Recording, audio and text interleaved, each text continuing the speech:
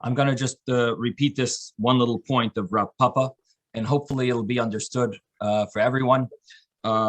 We explained that Rav Papa, who's this fourth view, but the Gemara is using it as a halacha to sort of clarify all the other views and tell us who the halacha follows. So Rav Papa is brought here, and he says three statements. And what the Gemara is trying to say is that this is what the final halacha is. So before this, we had three different views. And now Rav Papa is coming to tell us which one of those views is correct. The question is, what is Rav Papa really saying? His words are cryptic, as you're saying, like it's a little unclear what he means, what's he saying, and you're specifically referring to his second statement, but really all of his statements are unclear. So we explained that there's two ways of learning this Gemara. There's Rashi's way, and there's the other commentaries, like Tosfos and the other Rishonim, the other commentaries on the Gemara. Rashi's path of learning this Gemara is not accepted in Shulchan Aruch. The Shulchan Aruch doesn't follow Rashi. It doesn't mean Rashi's wrong, just means that that's not the final halacha. Rashi is explaining a simple understanding of the Gemara. The Shulchan Aruch, I guess based on the fact that all of the commentaries disagree with Rashi, so they don't follow Rashi. But we did explain Rashi's chat, and we did explain the other commentaries. So Rav Papa, what he says is, he says three things here. He starts off saying, and if we want to follow Rashi first, let's use Rashi's interpretation. Rav Papa says, first statement of Rav Papa, again, he says three things. The first one is, the halacha is devarim, things that come during the meal, because of the meal, during the meal. So Rashi explains that refers to things that are eaten with bread. Those do not need a bracha before it or after it. It's called lelafes bahen asapas. That's the Hebrew. That it's used to be a condiment for the bread. It does not require a bracha, whether before it or after it. Now, then he says the second statement, that it's not because of the meal, but it's brought in the meal. So Rashi's example is porridge, cabbage, and beets. This is not eaten with bread, but it does come for satiation. It's meant for food. It's not meant as a dessert. It's meant for pleasure. It's meant for real food, to satisfy your hunger, to satisfy to satisfy you, and therefore it needs a bracha before it, but not a bracha after it. So what comes out is that if you're eating it with the bread, if it's something that's eaten with bread, then it would not need a bracha afterwards. But this is a food that's not eaten with bread, but it is part of the meal. So the way Rashi understands it is that when you said your hamoitzi lechem in haaretz, your bracha on bread is not going to cover this. This is not eaten with the bread. It's not part of the bread, so it doesn't cover it. You need to recite a bracha before it. However, it is included in the berachas hamazayin because just think about it. This is satisfying you. Berachas hamazayin is about being satisfied, eating a meal. This is all part of your meal. It is meant for to satisfy your hunger, and therefore you do not need another after bracha. The grace after meal covers it. So that's the second case. And then comes the third case, according to Rashi, and that is things that are eaten after the meal, which Rashi understands to mean like fruits. And so even if you're eating them during the meal, but you're not eating them with bread, and they're not really to satisfy your hunger, really they are for dessert. You know, you're sweetening your palate. So those things would require a bracha, whether before or whether after. So now let's take that into our question that we initially started with. The Gemara's question initially was, do you need to recite a bracha on grapes and on figs? That was the initial question that our Gemara was discussing. It said, Aisu l'kaimaihu, they brought before him, the case was in the beginning of the Gemara, Heviu lefneim te'enim va'anav. They brought before him figs and grapes. b'soich hasuda in the middle, in the meal. So it's not after the grace after meal. You had it in the meal, and the question is, do you need to recite the bracha before it, bracha after it? None of them, all of them. What bracha do you need to recite? And according to Rashi, the answer is that you would need to recite a bracha before it and after it. Rashi is saying that Rav Papa is paskening like Rav Sheshes. That is the way of learning the Gemara according to Rashi. So would you need to recite a bracha on dessert? According to Rashi, before it and after it. We don't pasken this way, but that is the way it would seem that Rashi is learning.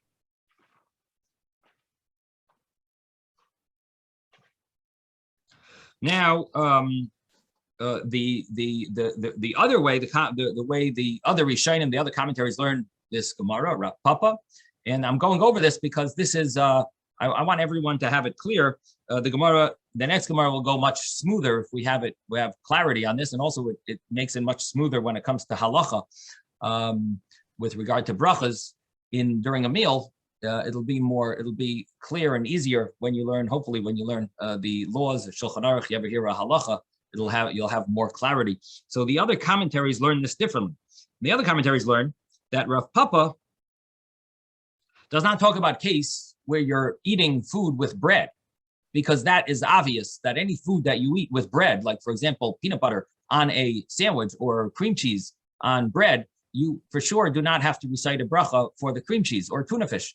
And therefore, the Gemara has the Gemara is definitely not going to be meant. Rav Papa is not going to be telling us that halacha, because it's obvious. It's on Mishnah later on. There's no reason to even think such a thing. So therefore, the commentaries learn Rav Papa's statement differently. So according to that, it comes out a difference in halacha. So let's see how they learn it.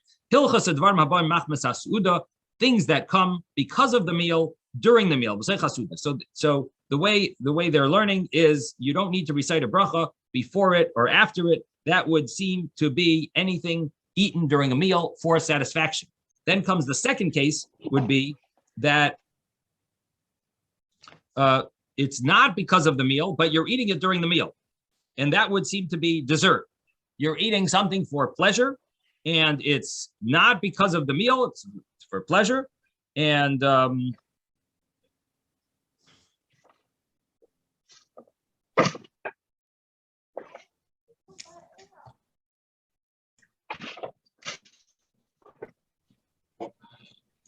and the way Tosfos explains it, he says this would be an example, would be like dates and pomegranates and other fruits that you don't normally eat them for the meal, and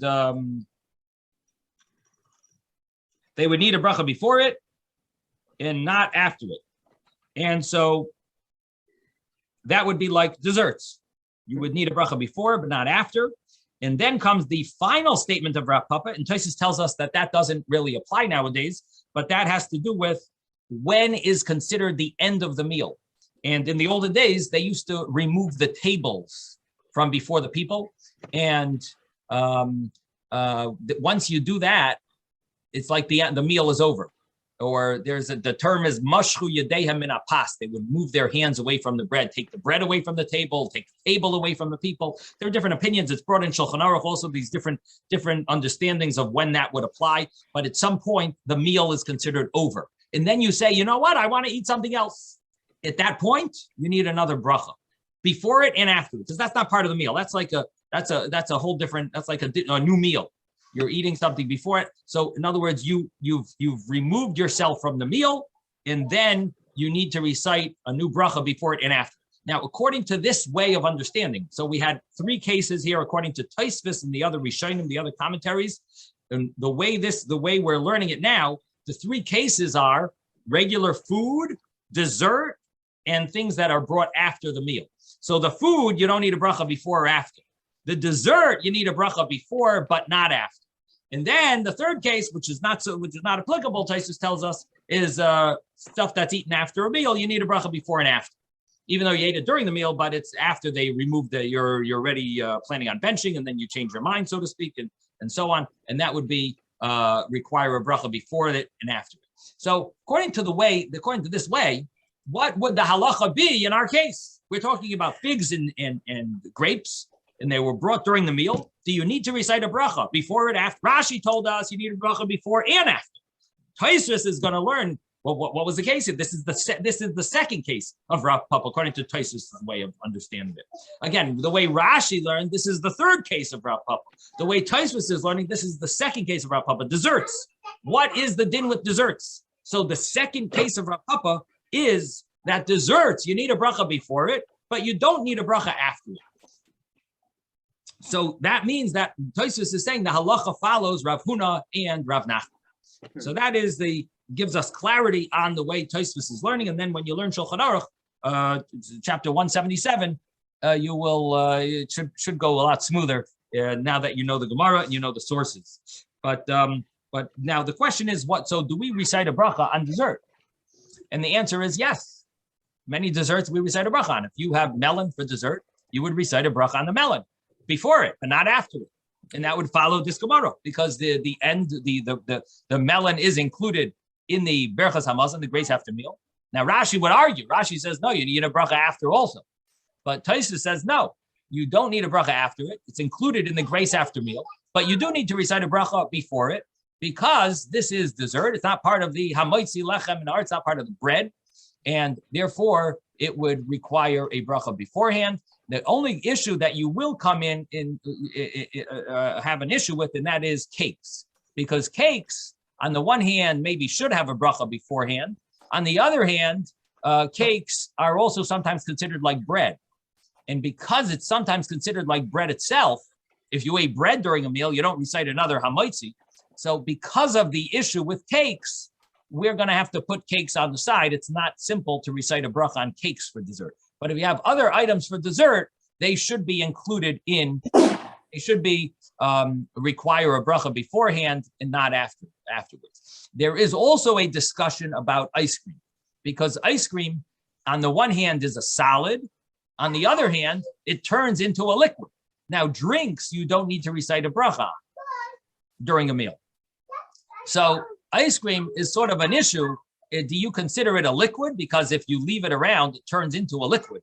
It's just in its state of being frozen, it is a solid momentarily, but it turns into, is it essentially a liquid? So it's more like a drink, or or is it considered a solid? And there is discussion about ice cream. So that really gives us a little understanding of the laws of desserts and fruits during a meal. And now we're going to continue with the next piece of Gemara. Shalu es ben Zoyma. So we are at the end of 41b, where maybe 5 lines up from the bottom. 41b. 41b. 5 lines up from the bottom. Shalu es ben Zoyma. So they asked Ben Zoyma the following question. Bibnei ma amru. Because of what did the rabbis say? Devarim habayim machmas hasuda, things that come because of the meal. B'soich hasuda, during the meal. Einam tunim bracha. They don't need a bracha. Leilaf neim leilach reim. They don't need a bracha before and after. Why did they say that? Amar lahem. So Ben Zoyma answered these students. Hayulo pas peitarton. Because the bread exempts them. They are exempted because of the bread.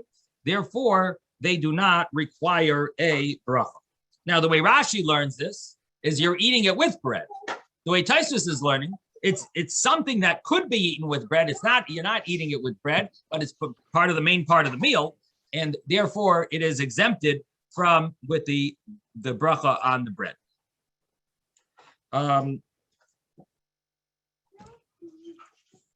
The Gemara now asks a continuation of the statement, if so, yayin nami niftere pas. If so, that the bread should exempt all these other foods, why doesn't bread exempt wine? Yayin nami, wine also, niftere pas, let the bread exempt it from a bracha. And this is something that not everyone is aware of, very common mistake amongst many religious people even, who recite brachas, but they don't realize that during a meal, if you have grape juice or wine during a meal, you need to recite a bracha. Most people think that during a meal, you don't have to recite any brachas, so they don't think, and especially on drinks, so they don't realize that you don't need a bracha, that you do need a bracha on wine. Now, when is that applicable if you didn't make kiddush? In other words, let's say during the week, you have some guests over, you want to serve wine. So during the meal, you pull out a nice fancy wine and you're serving the wine. You need to recite a bracha. Now, what about on Shabbos? On Shabbos, you make kiddush. Because you make kiddush, that bracha on the wine exempts the wine that you're going to drink during the meal. So on Shabbos, it doesn't really apply so much unless you didn't drink from the wine. In that case, you would need to recite a bracha on the wine because you didn't drink from the wine, so you were not full. You didn't fulfill the obligation of the bracha on wine if you didn't drink from the wine of the kiddush, which you don't have to. If you didn't drink the wine of kiddush, you still could fulfill the mitzvah of kiddush and have the bread, have the hamaitzi, and then afterwards you want to have wine during the meal. You do need a bracha. You need to recite a bracha on wine. Wine is not exempted from with the hamaitzi. However, the Gemara here asks, if the hamaitzi exempts all these other foods, why not let it exempt the wine as well? That's our Gemara's question here. The bread should exempt the wine. And the answer obviously is that it doesn't. The question is why? Why doesn't it? Why doesn't the wine, why doesn't the bread exempt the wine as well? So wine is something that you would normally need a bracha on during a meal. And the exception would be a case of where you heard kiddush and you drank wine from the kiddush. You said a bracha on the kiddush, or you heard the bracha on the kiddush and drank wine, and then you would be exempt during the meal from the wine. But the question is, why is the hamaitzi not exempting the wine? And the answer is shani yayin. Wine is different. And now we're on page 42a. 42a, the goyrem bracha liatzmai. Wine is different because it requires a bracha for itself. And Rashi here tells us this concept is based on, we had this once before, at least once, that and we find that bread, that wine, you recite the bracha even if you don't care to drink it. You do need to recite a bracha on wine even if you are not thirsty. And because it requires a bracha to, even when you're not thirsty, for example, you're making kiddush and you don't really care for the wine, but you need to recite it in order to make kiddush. So therefore, wine has a unique element to it, that it's not only for thirst. There's also a bracha required for it because of other reasons. And because of that, it has a special element to it, a special quality to it. Therefore, the hamaitzi is not going to exempt that uniqueness that wine has, and therefore bread doesn't exempt wine. So whenever you have wine during a meal, it does require a bracha, unless you already recited the bracha in kiddush or heard the bracha in kiddush and drank wine. So that really that's the answer to this question about the wine. The wine is gonna require its own bracha. Now the Gemara jumps back to the laws of pas haba b'kisnin. What we mentioned earlier about bread, cake bread. And the reason I call it cake bread is because the term in the Hebrew is pas, is bread, haba b'kisnin, that comes with some type of a element of cake to it. Different ways of translating it, but basically it's cake bread. And I'm bringing out the fact that the cake in Talmudic or in Jewish law could be considered like bread, and that's what we'll soon see. So Rav Huna achal tzleisa rifti. Yes. I'm sorry. Did you say that if you did the kiddush, which means you blessed on the wine in the beginning of the meal, before the meal, you don't have to bless it during the meal? Correct. But if you didn't do kiddush, you didn't do a bracha on the wine before the meal, then you bless during the meal. Correct. All right, that's very simple. It makes sense. Yes. Okay. Yes. And where does it apply? During the week. If you ever have wine during the week, during a meal. Or on Shabbos, if you did not drink wine. If you didn't, the guy made Kiddush, and you said Amen, but you didn't drink. Right. And then that bracha doesn't go for you. You will need your own bracha later. Right. Okay, we just turned to page 42a, and we're on the top line, 42a, and we're up to the law of Passable Bekisnin. This is an interesting case. We're dealing here with a rabbi that had a very, very big appetite. And it says, Rav Huna, Achal Tleisa Rifti. He ate 13 loaves of bread. B'nei Tlasa Bekaba. That 3 loaves was a kav. And he ate 13. V'loi Baruch, and he didn't recite the after bracha. It's a little unclear what that means. Did he recite an Al HaMichya? Did he recite a Bari Nefashos? But he did not say grace after meal, that's for sure. He didn't say the grace after meal. He ate a huge amount of this Passable Bekisnin, which you might say cake, some type of cake. And there is a Gemara earlier where it says the number 13 is sometimes used as an exaggeration number. So possible to say that it's an exaggeration. Maybe he didn't eat that much, but he definitely ate a huge amount. And now the Rav Nachman asked him, Amalei Rav Nachman. So Rav Nachman said, Ade kafna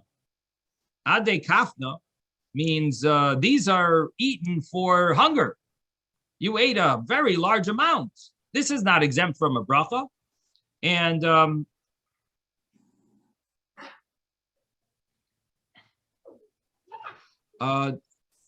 that's the understanding of the Gemara. But Rashi does bring another interpretation, and he argues with it, and that is that he ate regular bread, but he wasn't satisfied. Because he wasn't satisfied, he didn't say an after bracha. Because we know in the verse, in the pasuk, it says, "V'achalta v'savata ubeirachta." You ate, you're satisfied. You say an after bracha. And this Rav Huna was not satisfied. He was still hungry after he ate these many loaves, and he didn't recite an after bracha because he was still hungry. But the problem with learning it that way, Rashi tells us, is that we know that rabbinically you have to recite an after bracha even on a kazayas. So what did Rav Huna think? He didn't know that Gemara that we recite an after bracha, that there's a rabbinic law to recite an after bracha on a kazayas. Of course he knew that. So therefore, it must be the other explanation that we're dealing with Passable Bekisnin. We're not talking about regular bread. We're talking about bread that's like cake. And he ate this large amount. And the law with cake was a little vague, I guess. It wasn't as clear as regular bread. And he understood that if he's not satisfied, he ate a large amount, but he thought that the law is that it's mezainis, or he recited mezainis. He doesn't have to say grace after meal.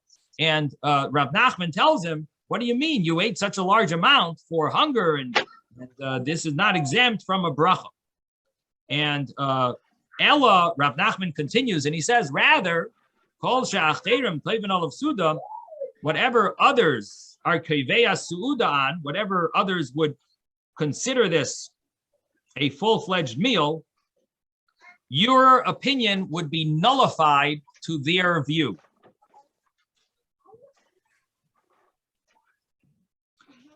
And what Rav Nachman is really saying is that the whole exemption of cake is only because people eat a little of it.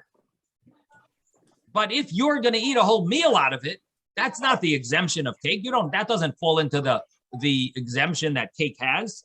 That's a meal. You're eating a whole meal. If you eat a meal the size that other people would eat a meal on of this cake, that's considered a meal. The exemption of cake is when you eat a little amount for dessert. You're eating a whole meal out of it. That is a different, you fall into a different category. And that's what he said, Ade Kafna. This is what you ate was was for hunger. This was not a dessert. And you need to recite a grace after meal. Whatever others are koveya su'udan, that would be the obligation here.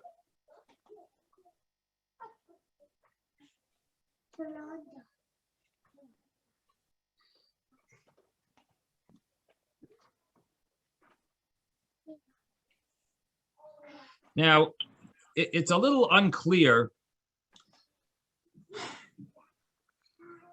how all the details of how this works is, and there are differences of opinion in the commentaries. For example, the term that our Gemara uses here is what others are kiveya on it a suuda, what others establish a meal on. Let's say, for example, let's pick pizza. Some pizza that's made with apple juice instead of water, or milk instead of water.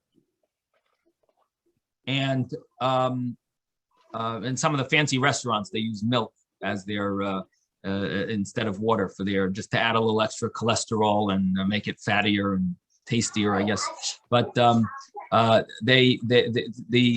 law would be that that's called pas haba b'kisnet. That's called bread that's like cake, because it's not a regular dough, regular bread batter.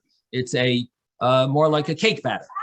And so the majority is other liquids than water, and the majority of liquid is not water, and therefore that would be pas haba b'kisnet. So the question is, if you are establishing a meal on one slice, that's your meal. But others don't really establish a meal on one slice of pizza. They would have two slices of pizza. So would that also fall into the category? Does it matter if you're koveya suuda also, or is it only what others are koveya suuda on? Does it only apply to what others, or is it apply to you as well? And the Gemara is also mentioning that even if you're not satisfied, the others are going to establish a meal for you. Your opinion is nullified to them. Is that work both ways, or does that only work as a chumrah, as an act of stringency? Meaning, if you're satisfied and you're eating a meal on this, then of course you have to make a hamaitzi brachas hamazik. If you're not satisfied, you're not establishing a meal because you really want 20 loaves of bread, but you ate 13, but others who eat 13 and they're fully satisfied, that would be good. You're going to be obligated to recite the grace after meal because of what others do. But what you do also is considered important, significant. And if you establish a meal on 5 of them, that also means you established a meal you would need to make a hamaitzi. Or does it only apply what others are establishing a meal on? But this is discussed in the commentaries, and what I brought last time from the Alter Rebbe Shulchan Aruch, which maybe we should just read one more time, because this is really where it applies here. So we said that if you ate the size of 8 eggs worth,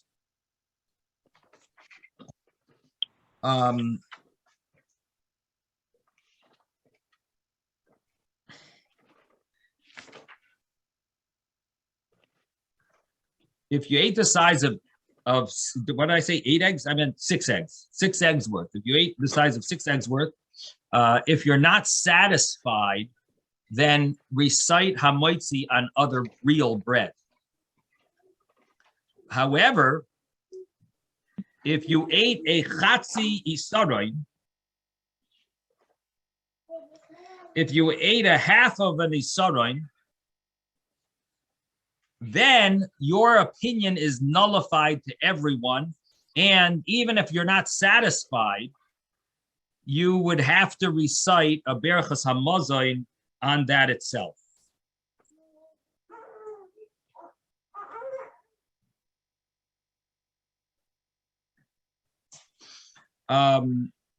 But then he says,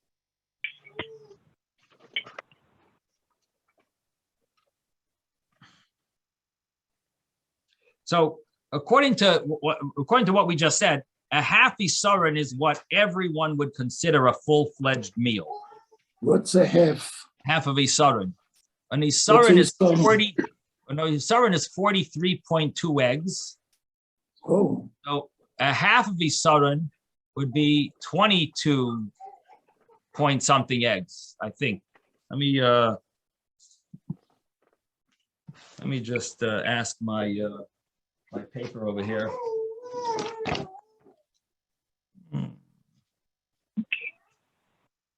Isaron. you saw him like Asur? Isaron, a tenth of an ephah. Oh, okay. They say 0.6 of a gallon is a isaron. So 1/12 is half. 20. Let's just see this. What is cm3? Cm is centimeters. What would cm with a 3 on top? How would you call that? Centric meters? Centimeters. Cubic centimeters. Cubic centimeters. cm3 means cubic centimeters. So Yes. 2160. It's a volume. It's a Yeah, volume measure. So 2160 cubic centimeters. And a regular egg is 50 cubic centimeters. So Regular egg. one egg, the size of an egg is 50 cubic centimeters.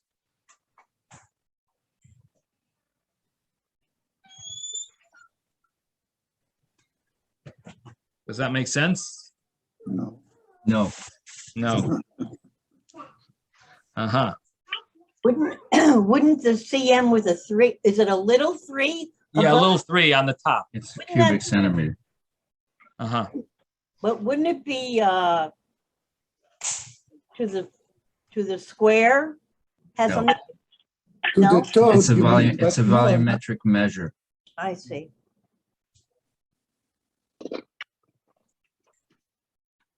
So I'm just pulling it up here on my phone. The isaron measurement. 24 eggs. Does that make sense? 1 second. I thought you said 40 some is a whole, so half of it would be 20 some. Yeah. 1 second. Yeah, let's see.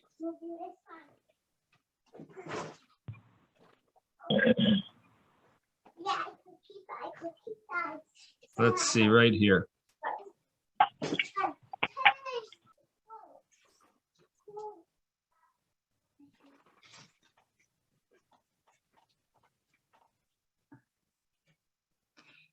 So a isaron is 1/10 of an ephah.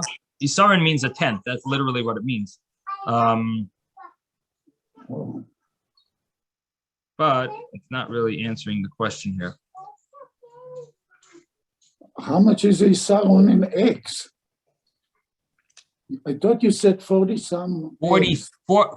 Well, in here, an isaron is an isaron is, oh, 1 second. 432 eggs. Well, no, an ephah is 432 eggs. A tenth of that is 43.2 eggs. An isaron is a tenth of an ephah. So an ephah is 432 eggs. A tenth of that is 43.2 eggs. That would be an isaron. And I believe a half of isaron would be half of 43.2, would be 22.6 or something. 20, right? No, 21.6. 21.6. 21.6. 21.6. 21.6. Thank you. So, but let me tell you here. Let's see.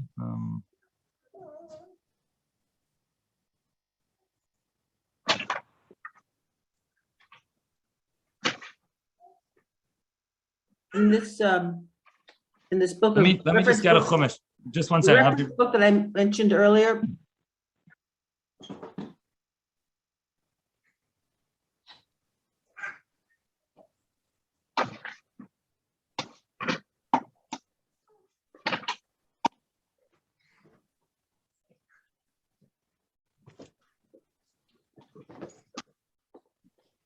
So in this is the famous Omer of the Sfiras Omer. So you have the in the Sfiras Omer, you have the numbers of Asiras Ha'efa. But I think 50 cubic centimeters is about right. Okay, so it does work. Okay, fine. Just 1 second.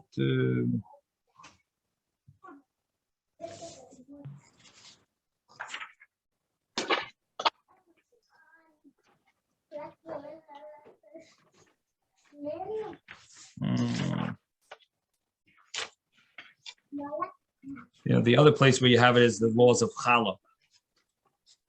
I've seen a map of the numbers, but I don't see it here. Rabbi Smith?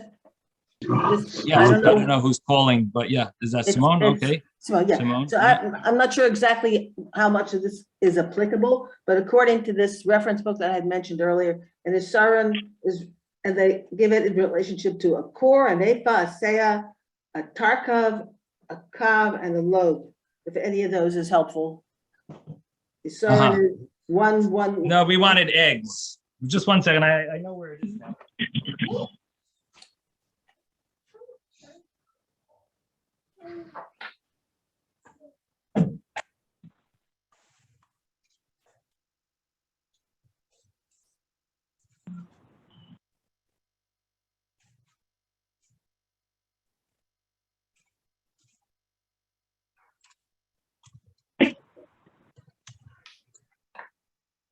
All right, I was gonna bring it from see, I have a map of it, but in another book, but I don't have it here.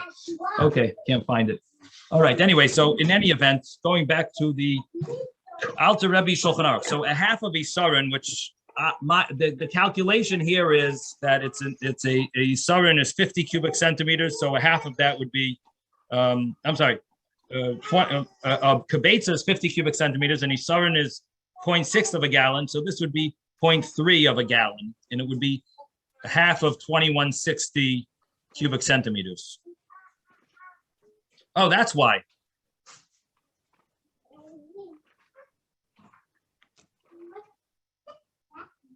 I calculated 22 eggs, and it was supposed to equal half of an Isarim.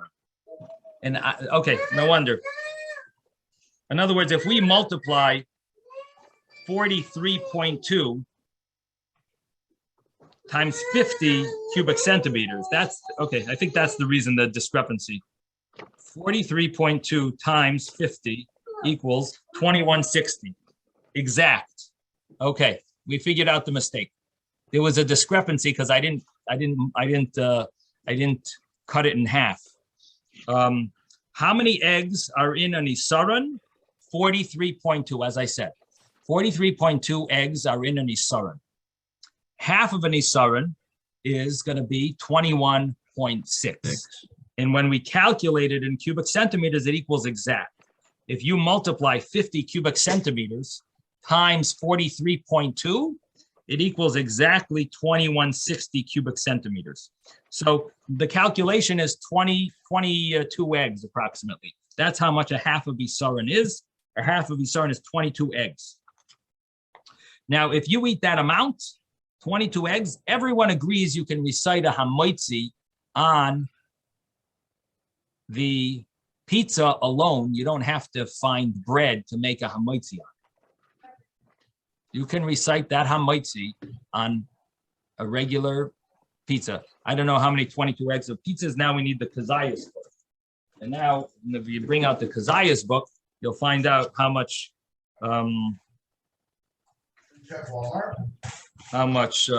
slices of pizza you would need. But here it is. So every slice of pizza has 8 to 9 olives, which means it has about 4 eggs, 4.5 eggs. So if you have 4 slices, no, 5 slices, you for sure, 5 slices of pizza I guess then for sure you make hamaitzi on the pizza itself, even if it says mezainis on it. 5 slices of pizza. Wow. Okay. Not many people are doing that. I guess that's a lot.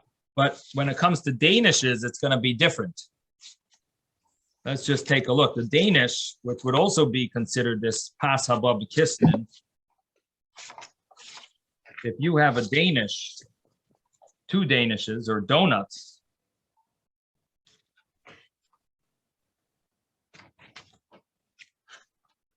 so a Danish has 1/10 of a Danish is a kazayas. That means a Danish has 5 eggs. It has 10 kazasim in a Danish. That means it has 5 eggs. Oh, so you would need to recite a hamaitzi on it alone, and you're not hungry, right? You would need to eat over 4 Danishes. Okay. Now, what happens if you're satisfied when you eat less than that? So this is if you're not satisfied. But if you are going to be satisfied,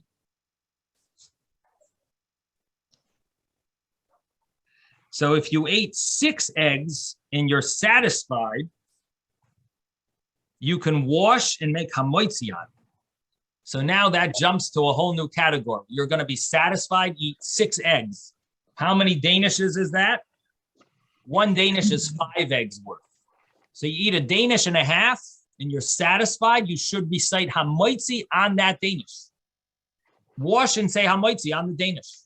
And on pizza, we said a pizza is 4.5 eggs. So if you have less than 2 slices and you're satisfied, you would need to recite a hamaitzi on that pizza that says, that calls itself mezainis pizza. Now, this is a very, very practical halachas. Now, we're talking that you would at least, so you're satisfied and you ate at least, actually you don't need to eat as much. Even if you ate less. How many people are going to remember those measurements in 10 years from now? How many people are Let me just satisfied? clarify after one thing. 1.5 Danishes? How many people what are satisfied for 1.5 How many Danish? people are only satisfied with after 1.5 Danishes? I wouldn't stop there. Right. So for sure you should make hamaitzi then if you're having 2 Danishes. I don't know many people eat more than 2 Danishes, but 2 Danishes would be like a nice, that would be a good, good nash in my younger days. But Depends on the size of the Danish too. I mean, if it's right. If it's the size of your hand, forget it. But if it's those huge ones, I mean, depending Right. on the. Right. Okay. So let me just clarify one thing. You're right. First of all, Susan, that is correct. The Danish, there are different size Danishes. Here it gives you an exact, this book tells you, you can measure your Danish to it and see if it's the same size. It gives you a slice, and this is the actual size. It's an 8-inch long Danish, and it gives you the actual size that they're talking about, which would be an olive size, and you can multiply that by 8 and figure out the size of the Danish. But it's an 8-inch long Danish. But Take me 8 days to eat it. That's huge. But I do have to clarify one thing.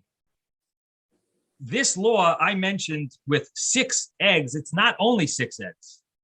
It's even less than 6. As long as you ate 4 eggs worth and you're satisfied from it, you should make hamaitzi on it. That means even 1 slice of pizza. 1 slice of pizza is more than, and 1 Danish is already more than 4 eggs. So if you're satisfied from 1 Danish or 1 slice of pizza, you already need to recite a hamaitzi on it.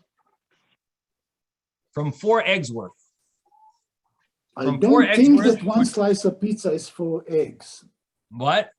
I can't see how 1 slice of pizza is 4 eggs. Could you see how a Danish is 5 eggs worth? No. Uh-huh. Well, an 8-inch Danish, I don't know, maybe 2 eggs. Uh-huh. Well, he calculated it by, as I mentioned, he dipped everything in water, and he used the method the size of an egg, not that they used an egg in it. No, of course, the size of it. Okay. Yeah. Size of it. I'm sorry. Yeah. You won't know that So- you're satisfied until after you've eaten it. It's already too late to make hamotzi. Well, that works the first time you have that excuse, and you can say the grace after meal. But the next time you go to the same pizza shop, you would need to know. Now you know for the future. So that's that excuse works for your hamaitzi, but it doesn't work for the grace after meal, and it only works once. But so this is the so let me just read this one paragraph once more. So if you ate the size of the chatzi isarin, the half of an isarin, which is approximately 22 eggs worth, it doesn't matter if you're satisfied or not. You need to recite a hamaitzi and berachas hamazon on this alone. If you ate the size of 4 eggs worth, and you're satisfied, you would need to wash your hands, make hamaitzi, and berachas hamazon on it alone. If you ate less than that and you're satisfied, it's not simple. You should recite a hamaitzi on another bread because you're eating less than 4 kibbutz and 4 eggs, and it really is cake. So because of that, you would want to recite a hamaitzi on another piece of bread, on a kazayas of another piece of bread, and then you would make the grace after meal. Now, there are a few other calculations here. One is if you ate more than 6 eggs worth and you're not satisfied, so you really should recite a hamaitzi on another piece of bread. So if you're not going to be satisfied, you're going to eat, let's say, two Danishes or a Danish and a half, and you're not going to be satisfied, you're entering into a gray area, because even though you're not going to be satisfied, but you're eating more than 6 eggs worth. And once you eat more than 6 eggs worth, that could be a hamaitzi, that could be an amount that people would be satisfied from. In other words, we said a half of isarin for sure is satisfaction, according to, everyone would for sure, you'd have to make a hamaitzi on it alone. But here you're eating more than 6 eggs worth. So here you would need to recite a hamaitzi on another piece of bread and eat a kazayas, and therefore you would be exempt through the grace. You would have to recite a grace after meal and exempt yourself with the other real bread, not this quasi bread, not this cake. And if you're eating less than that, so the only exemption, what we're seeing here is if you want to rely on mezainis rolls, when can you rely on mezainis bread? This is what it boils down to. Bottom line, when can I rely on the mezainis that it says on my pizza? It says it's mezainis. They advertise that they use apple juice. They advertise, that they're making this a mezainis pizza, or the roll is a mezainis roll. When can I rely on that? You can rely on it up to 6 eggs worth that you're not satisfied from. If you eat less than 6 eggs worth, so in other words, you're having 1 slice of pizza and you're not going to be satisfied. Excuse me? Listen, I had a long day. What's going on here? I hear some noise. Let's mute everyone. Okay. So the time to rely on, this is a very practical halacha. You want to rely on mezainis pizza or a mezainis sandwich, you eat less than 6 eggs worth, you can rely on the mezainis if you're not going to be satisfied. But once you're going to be satisfied and you ate more than 4 eggs worth, then you should recite a hamaitzi on it alone. On it alone, you can recite a hamaitzi. You're not going to be satisfied, you can eat 1 slice of pizza. Now, this doesn't apply to the pizzas that we used to have here in Florida. There was a pizza shop here that made these huge jumbo slices, 26-inch pie. I don't know if you remember, Isaac, but Uncle Noodle had these 26-inch pies. You couldn't get out of the door with that pie. If you tried the door, it didn't fit through the door almost. They had to like bend it to the side. So those pies, that is more, that one slice, if you're going to be satisfied from it, you really would have needed to recite a hamaitzi on it if he made it out of apple juice. But the truth is, he used to make his pizza out of water. So there, I used to always wash anyway because it's made out of water. It's much more complicated to rely on the Zionist leniency there. But Rabbi, yes, David. I used to put it into the trunk of my SUV to drive it home. Right. Well, too bad that he went out of business or he sold it. But those were the days. So the ability to rely on Zionist rolls is if you're not going to be satisfied and you are eating less than 6 eggs worth. Okay. Now we go back to the Gemara. Rabbi, so all these numbers are really just so you don't say bracha lebatala, right? Or that you say the proper bracha achrona of Brochos Hamazon when you need to. Yeah. Because it's a Brochos Hamazon is biblical. Yeah. Okay, back to the Gemara. So the Gemara says, Rav Yehuda have a asik le'levrei. Rav Yehuda married off his son, Bei Rav Yehuda bar Chaviva, to the daughter of Rav Yehuda, the son of Chaviva.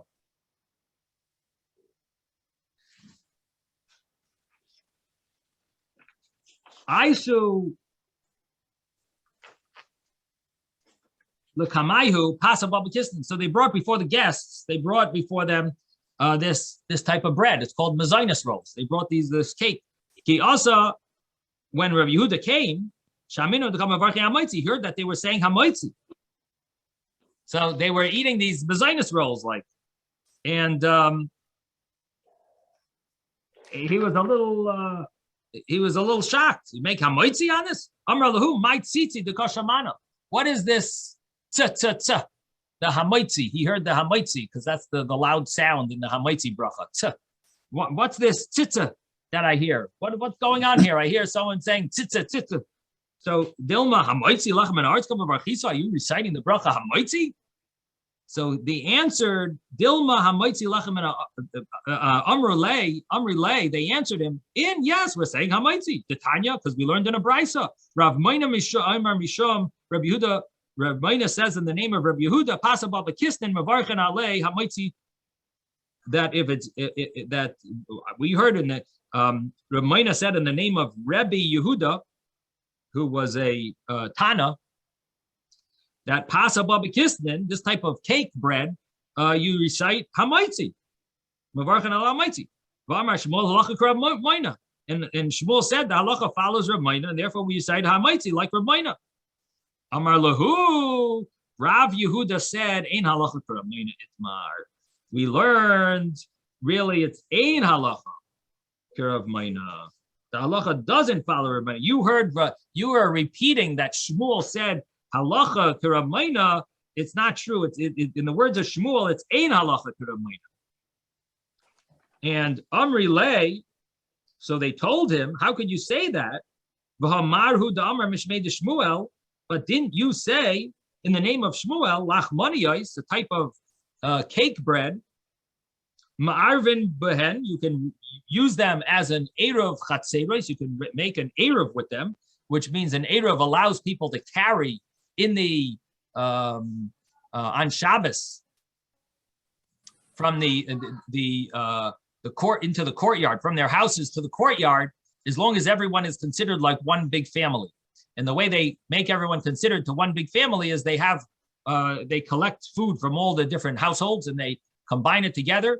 And in addition to the fact that the courtyard is surrounded by some type of a fence, but it's also they are combining in their food. They combine some type of bag full of food, and which I generally they combine it with matzah. They use matzahs this way. It's usable for Pesach as well, and they all donate one matzah, and everyone is considered like one big family, and they're not. It's not like different domains. It's all like one big domain, and therefore they can carry from their house to the courtyard, from the courtyard to the house, from the house to house, and so on within the courtyard.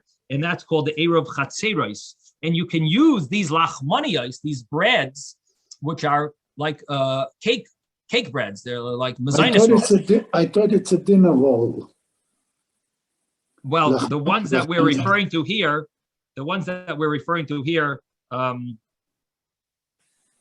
is it would seem that they were talking about this same case. Okay. If you want to learn it simply. You want to learn. Taisus does discuss this. That maybe it's different, but maybe we'll talk about it tomorrow. But the simple understanding, let's say, is we were talking about mezainis rolls, and you could even recite hamaitzi on. So you see that you recite hamaitzi even on this cake bread, on these cake breads. So the answer is shani hasam. This is different because the kavasu dasayu alayhu. So Rabbi Yehuda answered them that this is different. So because here you are kivei suuda, you establish a meal on these breads, and therefore you can use it for erev chatzeros. You can make hamaitzi on it. But if you don't establish a meal on it, law, you would not recite a hamaitzi. Rather, you recite bari minim mezainis, and the same thing would apply. He was telling them off for making a hamaitzi on these mezainis rolls in this wedding, in his son's wedding, because he says you shouldn't make hamaitzi. It's really a mezainis. So that's the conclusion of this little piece of Gemara, to be continued tomorrow, Mr. Shem. Sei gesund. Thank you, Rabbi. Thank you, Rabbi. Thank you, Rebbe. Rabbi. Stay